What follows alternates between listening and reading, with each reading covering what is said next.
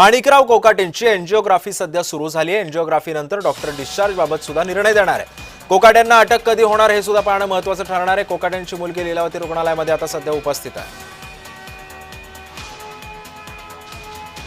त्यामुळे आता एंजिओग्राफीसाठी कोकाटेंना रुग्णालयामध्ये भरती करण्यात आले, त्यांना नेण्यात आलेलं आहे। त्यांची एंजिओग्राफी सुद्धा सुरू झालेली आहे। त्यामुळे आता डिस्चार्ज बाबत डॉक्टर प्रशासन लवकरच सांगेल। मात्र अटकेची टांगती तलवार अजूनही कोकाटेंवर कायम आहे।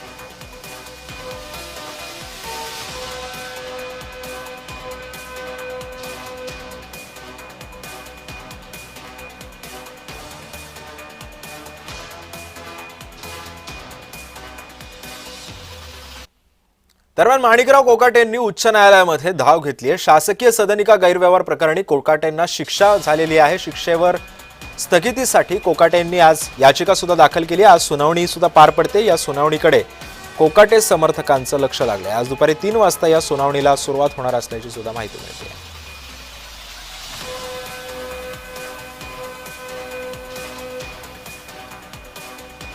आणि या संदर्भामध्ये बोलण्यासाठी माझ्यासोबत असणारे माझे सहकारी ज्योत्स्ना गंगणे सध्या आपल्यासोबत आहे। ज्योत्स्ना, आज दुपारी 3 वाजता या सुनावणीला सुरुवात होतीये। कोणकोणते मुद्दे या सुनावणीमध्ये प्रमुख ठरू शकतात आणि या सुनावणी अंती नेमका काय निकाल लागू शकतो, काय माहिती आहे? सिद्धेश, अगदी बरोबर आहे। महत्त्वपूर्ण निकाल जो आहे, राज्याचे माजी कॅबिनेट मंत्री असलेले माणिकराव कोकाटे यांच्या याचिकेवरती होणार आहे। सर्वात महत्त्वाचं म्हणजे नाशिक सत्र न्यायालयाने माणिकराव कोकाटे यांची जी आहे ते 2 वर्षाची सक्त कारावास आणि 10 रुपयाचा त्यांना दंड अशा प्रकारची त्यांना शिक्षा ठोठावली। इतकंच नव्हे तर त्यांच्या विरोधात अटक वॉरंट सुद्धा जारी केला होता। यानंतर माणिकराव कोकाटे यांच्या वकिलांनी तत्काळ जी आहे मुंबई उच्च न्यायालयामध्ये धाव घेतली आणि आज साधारण 3 वाजल्याच्या नंतर या प्रकरणाला सुरुवात होईल। या याचिकेमध्ये माणिकराव कोकाटे यांच्या याचिकेमध्ये 3 प्रमुख मागण्या ज्या आहेत त्या करण्यात आलेल्या आहेत। ते म्हणजे एक महत्त्वाचं म्हणजे नाशिक सत्र न्यायालयाने जो काही निर्णय दिलेला आहे की 2 वर्षाची शिक्षा आणि 10,000चा दंड, त्या निर्णयावरती तत्काळ स्थगिती देण्यात यावी। त्याचबरोबर माणिकराव कोकाटे यांच्या विरोधात जे अटक वॉरंट जारी केलं आहे त्याला सुद्धा स्थगिती देण्यात यावी। आणि त्याचबरोबर माणिकराव कोकाटे यांच्या विरोधात म्हणजे यांना हे सदनिका घोटाळा म्हणजे शासकीय घरासाठी त्यांनी जी बनावट कागदपत्र सादर केली आहेत त्या संदर्भात माणिकराव कोकाटे यांना आणखीन काही पुरावे सादर करायचे आहेत। अशा प्रकारच्या या 3 मागण्या ज्या आहेत त्या या याचिकेमध्ये प्रामुख्यानं माणिकराव कोकाटे यांनी मांडलेल्या आहेत। या संदर्भात जे आहे ते कोर्टामध्ये सुनावणी सुरू होईलच, पण त्याचपूर्वी कालच रात्री जे आहेत ते नाशिक पोलीस मुंबईमध्ये दाखल झाले। कारण नाशिक सत्र न्यायालयाने ज्यावेळेस अटक वॉरंट जारी केलं तत्काळ अटक असं म्हटलेलं आहे आणि त्याचमुळे नाशिक पोलीस जे आहेत ते माणिकराव कोकाटे मुंबईत असल्यामुळे ते नाशिकहून माणिकराव कोकाटे यांना अटक करण्यासाठी मुंबईमध्ये पोहोचले। पण त्यापूर्वीच माणिकराव कोकाटे यांची तब्येत खालावली। त्यांनी उच्च रक्तदाब आणि श्वसन म्हणजे त्यांना श्वासोच्छवास घेण्यासाठी त्यांना त्रास होतोय अशा प्रकारचं त्यांनी डॉक्टरांकडे तक्रार केली। त्यानंतर माणिकराव कोकाटे यांना लीलावती रुग्णालयामध्ये दाखल करण्यात आलं। लीलावती रुग्णालयामध्ये माणिकराव कोकाटे ICU मध्ये होते आणि यावेळेस साधारण 12 ते 15 तास माणिकराव कोकाटे हे डॉक्टरच्या अंडर ऑब्झर्वेशन होते। आणि आज सकाळी जे आहे त्यांना त्यांच्यावरती काही टेस्ट केल्यानंतर माणिकराव कोकाटे यांना एंजिओप्लास्टीची गरज असल्याचं सुद्धा डॉक्टरांनी सांगितलं। आणि सुप्रसिद्ध पल्मोनॉलॉजिस्ट डॉक्टर जलील पारकर यांनी जी माहिती दिलेली आहे त्या माहितीनुसार माणिकराव कोकाटे जे आहेत त्यांची आता एंजिओप्लास्टी होणार आहे।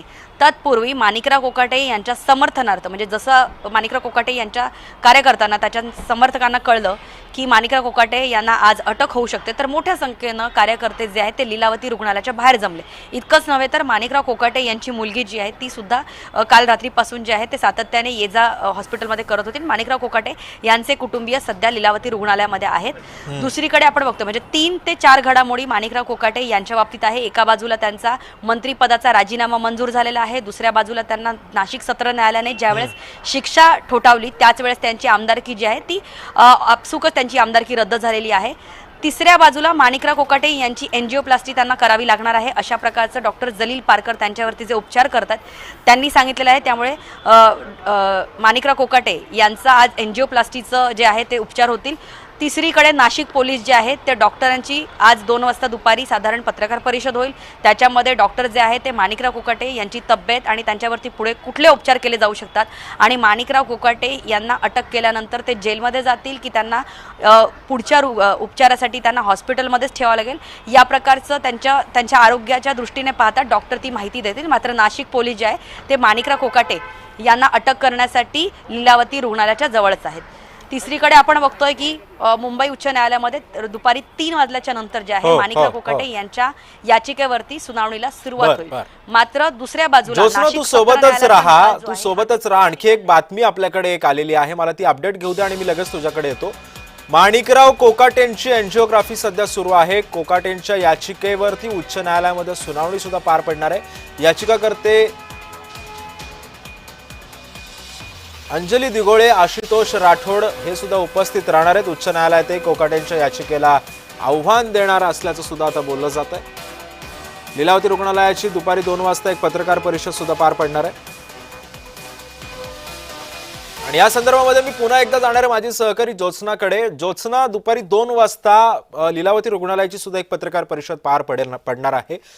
कोकाटेंना डिस्चार्ज मिळण्याचे आज किती चान्सेस वाटतात आणि डिस्चार्ज मिळाल्यानंतर लगेचच त्यांना अटक होऊ शकते का, काय माहिती आहे? कायदेशीर दृष्ट्या जर बघायचं गेलं तर कालच त्यांच्या विरोधात अटक वॉरंट जारी केलं असल्यामुळे त्यांना तत्काळ अटक होणं हे अपेक्षित होतं. मात्र माणिकराव कोकाटे हे नाशिकमध्ये नव्हते, ते मुंबईमध्ये होते. त्यामुळे नाशिक पोलीस जे आहेत ते मुंबईला पोहोचले आणि त्याच्यापूर्वीच माणिकराव कोकाटे जे आहेत ते तब्येतीच्या तक्रारीवरून लीलावती रुग्णालयामध्ये दाखल झाले होते. त्यानंतर डॉक्टरांच्या अंडर ऑब्झर्वेशन पूर्ण रात्रभर ठेवल्यानंतर आज साधारण 10 वाजल्याच्या नंतर डॉक्टरांनी त्यांची तब्येत पाहता आणि काही टेस्ट करण्यात आला. त्याच्यानंतर जे आहेत माणिकराव कोकाटे यांना एंजिओग्राफीची गरज असल्याचं सुप्रसिद्ध पल्मोनॉलॉजिस्ट डॉक्टर जलील पारकर यांनी सांगितलं आणि आता माणिकराव कोकाटे यांच्यावरती एंजिओग्राफीचे जे उपचार आहे, जे ऑपरेशन आहे ते सध्या सुरू आहे. अशामध्ये नाशिक पोलीस जे आहेत ते कंटिन्यू लीलावती रुग्णालयामध्ये आहे. दुपारी 2 वाजता ज्यावेळेस डॉक्टर सांगतील की खरोखरच म्हणजे त्यांना जर आपण पूर्ण मेडिकल कंडिशन जर बघितली या ठिकाणी सिद्धेश, तर एंजिओग्राफी झालेल्या पेशंटला लगेचच काही जे आहे ते जेलमध्ये टाकता येणार नाही असंच प्राथमिक स्वरूपात दिसतं की त्यांच्यावरती सध्याच्या घडीला म्हणजे आता दुपारचे जवळपास जे दुपारच्या घडीला त्यांचं ऑपरेशन चालू आहे आणि नंतर ते शुद्धीत येतील आणि नंतर त्यांना आरामाची गरज लागेल आणि त्यानंतर 2 वाजता डॉक्टर जे आहेत ते त्यांच्या तब्येतीचं जे काही पूर्ण जे आहे ते माध्यमांना आणि पोलिसांना त्याचं कागद आणि तसं माहिती देतील.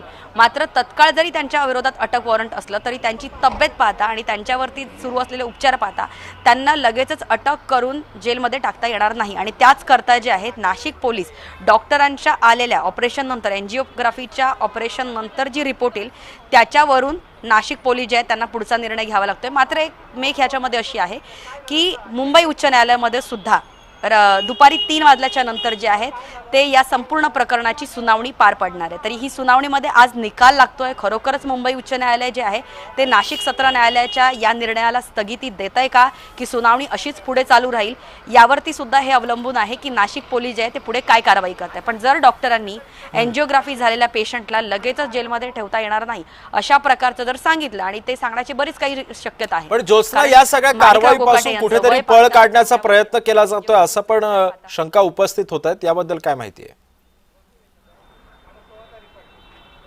अगदी बरोबर आहे. आपण बघतोय की नाशिक सत्र न्यायालयाचा जो निकाल आहे त्याच्या आधीच माणिकराव कोकाटे मुंबईमध्ये असतात आणि मुंबईमध्ये आणि कारण काल ज्या वेळेस नाशिक सत्र न्यायालयाचा म्हणजे ज्यावेळेस निकाल आला होता त्यावेळेस सुद्धा सत्र न्यायालयाने हे वारंवार विचारणा केली होती की यामध्ये मुख्य आरोपी असलेले माणिकराव कोकाटे नेमके कुठे आहेत.